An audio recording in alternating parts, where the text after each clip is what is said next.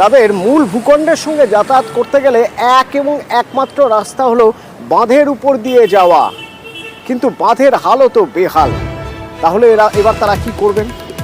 অন্তত একটা পাকা রাস্তা চাই, যে রাস্তায় তারা যাতায়াত করতে পারবেন। সেটা কি আদৌ সম্ভব? নিশ্চয়ই সম্ভব যদি উদ্যোগ নেওয়া যায়, কিন্তু উদ্যোগটা নেওয়া হচ্ছে না কেন? কি অবস্থায় রয়েছেন তারা? বিশ্বজিৎ প্রতিনিধি সরাসরি আমার সঙ্গে রয়েছেন, বলতে পারবেন বিশ্বজিৎ?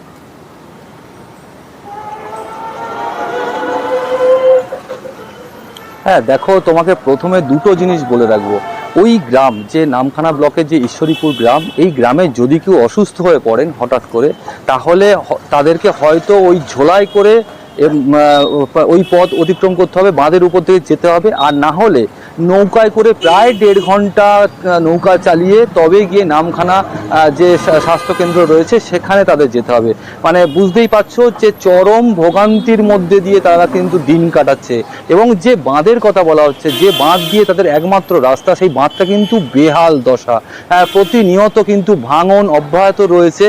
এই যে গ্রামটি প্রায় 5 কিলোমিটার চওড়া ছিল, কিন্তু এই মুহূর্তে 4 কিলোমিটারও কম চওড়া এসে ঠেকেছে।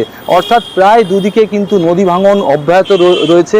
এবং যদি এক পশলা বৃষ্টি হয়ে যায় তাহলে তো আর কোনো কথাই নেই, প্রায় হাঁটু সমান কাদা, এবং সেই কাদা মারিয়ে তবে গিয়ে আসতে হয় কিন্তু নারায়ণপুর বা নামখানা বাজারে।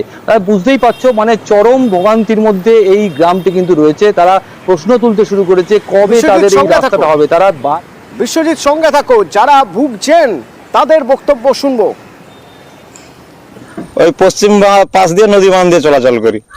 রাস্তা নেই? না, রাস্তা আর হচ্ছে কোনো রাস্তা নেই, এটাই আমাদের রাস্তা। অসুস্থ হয়ে গেলে এইখানে হচ্ছে দোলাই করে এনে বা নৌকো করে সরাসরি নামখানায় নিয়ে গিয়ে পরিষেবা মোটামুটি স্বাস্থ্য দপ্তরে যায়। কিন্তু রাস্তা না হলে হচ্ছে কি করব, রাস্তা যদি কেউ না করে তাহলে কি করা যাবে? কি আমাদের এইভাবে দিন কাটাতে হচ্ছে খুব কষ্টের মধ্যে। নদী বাঁধও খারাপ, কখনো লবণ জল ঢুকছে, কখনো বেরোচ্ছে, কখনো আমাদের মোটামুটি বাড়িতে থাকা অসহায় হয়ে যাচ্ছি। আমাদের এই ভাঙ্গা এলাকা দেখতে পাচ্ছ, এই বর্ষাকাল হলে প্রচুর কষ্ট, আর রাস্তা বাটি কিচ্ছু নেই। আমাদের এইটা দিয়ে বাজারহাট যাওয়া হয়, এইটাই দিয়ে সবকিছু, ডাক্তার বলো বাজারহাট বলো, যাই যাবতীয় যেতে হয় এই রাস্তা দিয়ে। আর রাস্তা দিয়ে আমাদের এখানে আর রাস্তা নেই। কেউ যদি না করে তো কি করব, এটাই তো আম আদমির কথা। কারণ কিছু করার জন্য তারা ভোট দেন, জনপ্রতিনিধিরা কিছু করেন যার সুফল পায় আম আদমি। তাই তো ভাবনা চিন্তা করে ভোটের লাইনে দাঁড়ানো, ভোট দেওয়া। বিশ্বজিৎ, এই ঈশ্বরীপুর গ্রাম পঞ্চায়েত কাদের দখলে? তারা কেন কিছু করছে না?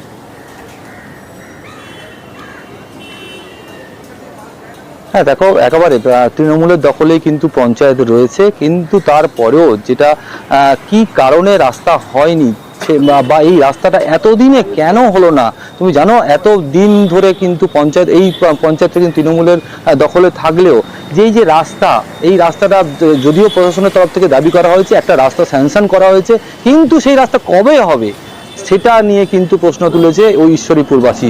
কারণ যে সামনেই বর্ষাকাল, সেই বর্ষাকাল এলে কিন্তু চরম ভোগান্তির মধ্যে পড়তে হবে। এবং শুধু চরম ভোগান্তি নয়, প্রতিটা বিপর্যয় এলে কিন্তু এই যে নামখানা যে ঈশ্বরীপুর, বারে বারে তারা ক্ষতিগ্রস্ত হয়, বারে বারে তাদের ঘরদোর ভেঙে যায়, নদীতে তলিয়ে গিয়েছে বহু জায়গা, এবং তারা শেষ মুহূর্তের একদম শেষ পর্যায়ে দাঁড়িয়ে রয়েছে। তারা সরকারের কাছে চাইছে যে একটা স্থায়ী রাস্তা হোক, যে রাস্তা দিয়ে তাদের অ্যাম্বুলেন্স হোক এবং গাড়ি চলাচল করতে পারে, এবং তারা সরাসরি নামখানার সঙ্গে যুক্ত থাকতে পারে। সেটুকুও মিলছে না। ধন্যবাদ। সরকারি কোনো রাস্তা যে নেই, এটা সম্পূর্ণ ভুল কথা। কত কিছুর মধ্যে দিয়ে ঈশ্বরীপুরে প্রায় 600 মিটারের একটা কংক্রিটের রাস্তা স্যাংশনও হয়েছে, এবং সেটা পঞ্চায়েত সমিতির তরফ থেকে সেই রাস্তাটাকে আবার টেন্ডার করে সমস্ত কিছু দেওয়া হয়েছে। সেহেতু আমরা ইঞ্জিনিয়ার এবং মাননীয় আমাদের বিডিও সাহেবের সঙ্গে কথা হয়েছে, মেগা প্রজেকশন জমা দেওয়া হয়েছে ইরিগেশন ডিপার্টমেন্ট থেকে। আশা করছি দ্রুততার সঙ্গে ঈশ্বরীপুরের যে সমস্যাগুলো যে তৈরি হয়েছে সেই সমস্যাগুলো সমাধান হবে।